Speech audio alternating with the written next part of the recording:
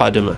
هذا بالنسبة لنوع الأسمدة وكميتها وسعرها. أما جواب السؤال الثاني، هل مناشئها محلية أو مستوردة؟ سماد الداب اللي يستخدم مع نثر البذور مستورد، ولا توجد بالعراق للأسف صناعة حقيقية لسماد الداب.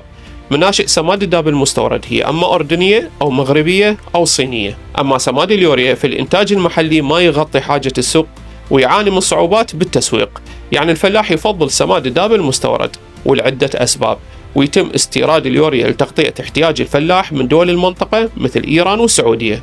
زين، هل العراق يحتاج يستورد أسمدة أصلا؟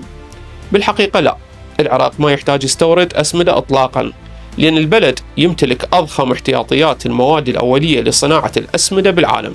بالنسبة لسماد الداب أو ثنائي فوسفات الأمونيوم، يمتلك العراق واحد من أكبر احتياطيات الفوسفات بالعالم في عكاشات، والصخور الفوسفاتية هناك هي المادة الأساسية لإنتاج سماد الداب.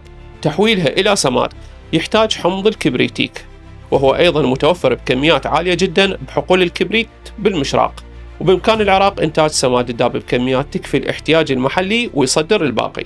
أما صناعة اليوريا فتعتمد كليا على غاز الأمونيا اللي يستخرج من الغاز الطبيعي.